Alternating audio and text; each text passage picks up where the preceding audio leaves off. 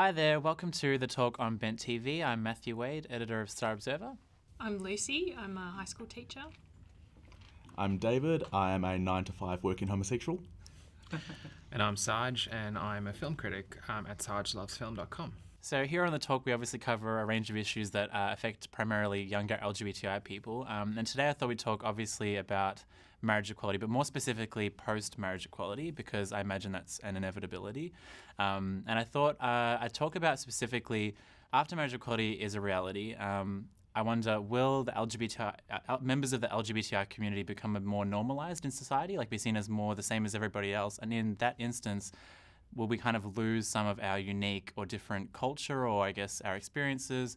So I thought I'd throw it to you guys today. Lucy, what are your thoughts? Do you think in the event of marriage equality, if the community becomes more normalised or seen as the same as straight people, do you think that we might lose some of our individuality or uniqueness, like gay culture? No, I don't think so. Partly because I think a lot of gay culture or LGBTIQ culture comes from standing up and fighting and demanding freedom and the right to express yourself as you want to be, and that kind of sense of rebellious, freedom demanding is something that even with marriage equality we're still going to have to do. That's still going to be there.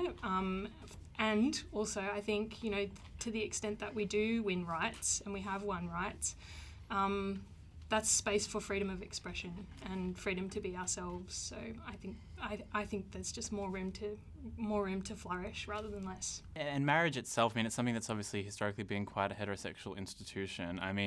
Something that's very heteronormative. Sarge, do you think if some more same-sex couples, if in the event of marriage equality are getting married, that I guess the more queerer elements of our community, so maybe people that are not seen as heteronormative or maybe aren't getting married, they might get pushed aside, and people will just be seen as, it loses some of that, or that's maybe going to lose visibility. Yes, I think there is a part of me that does believe that.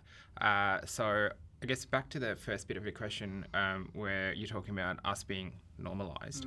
I think this is a step towards that, but I think I agree with what you said, Lucy. I think we've got a long way to go, especially with what you just said about like the freedom of expression and stuff. There's a lot that needs to happen for normalisation to happen, but I feel like this is probably a step towards it, but long way to go.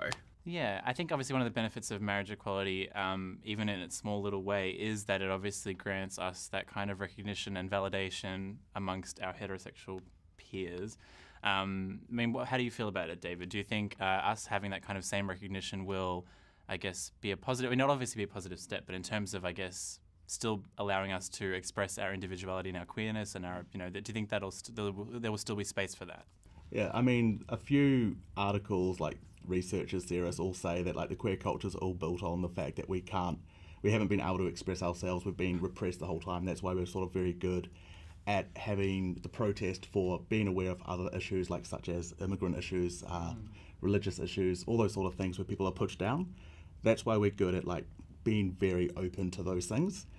And then when we finally get those rights, I don't believe necessarily it's going to pull away, although that is slightly concerning for like the younger people who've never had to fight for it, that they have not been as aware, and they see like the queer culture and the pop culture stuff, like when Katy Perry was on VMAs.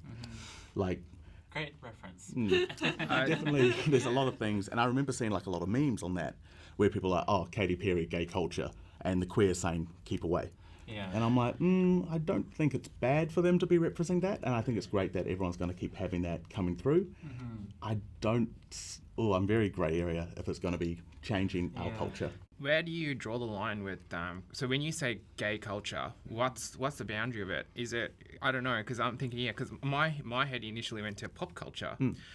So does that mean that we're no longer going to have RuPaul's Drag Race? No, but so there's, I don't know, so where do you draw the line with that? I guess in my mind, we've obviously had a really long and colourful history in terms of, the gay liberation movement, and we've fought for really hard-won rights. And I wonder if, marriage has been such a large one in that sphere, once that has been won and we're kind of seen by many of our straight peers as equal on that level, I just wonder if a lot of that other stuff might get not lost, but will lose visibility. And I guess, as you were saying, sorry, David, in terms of younger people who maybe haven't had to fight for a lot of this stuff that has already been won in previously.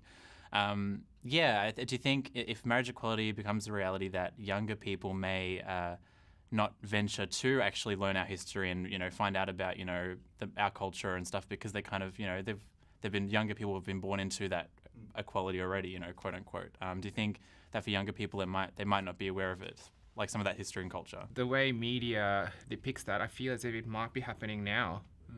I don't know if you guys watch Will and Grace, but there was an episode recently where they covered that, where Will, who was dating a guy who was in his, I think, early 20s, and he was so disengaged with the gay history. I don't know whether that was based off real life, but it seems as if media is telling us that might be happening right now. I don't think we're at risk of being overwhelmed with gayness. I don't think that's kind of on the cards now that, we've had 60% of the population vote yes. I mean, I think there's still so much space for, demanding more rights, pushing, not just for marriage equality, but for, recognition and representation, but also freedom for, not just to get married, but to be yourself. And I think, if you're talking about young people, it's still really hard to be, LGBTIQ as a young person in schools, and so many studies say that. So I think the idea that, we still need to fight for rights and we need to be with young people in that fight, supporting them, that's still more than ever true, more than ever.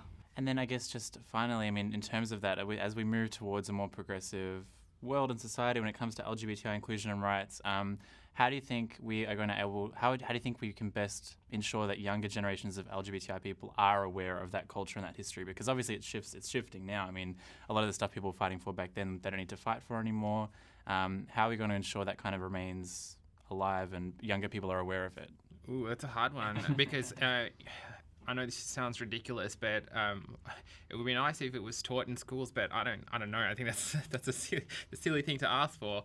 But I think that having even being exposed to people from different generations will help. Like I know I have friends from in their 50s and their different age groups, and you hear their stories, you hear what their struggle was.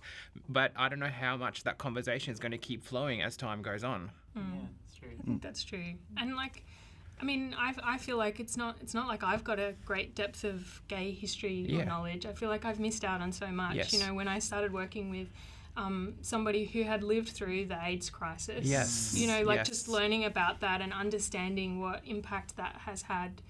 That's not distant history. That's really recent history. Yeah, and exactly. for me to learn that was really important. But that's that isn't in history books. It's not in the school curriculum. It's in, if you want to call it the community or the movement. And I think the most important thing is to keep the movement going, because that's those stories of struggle and resistance and standing up together.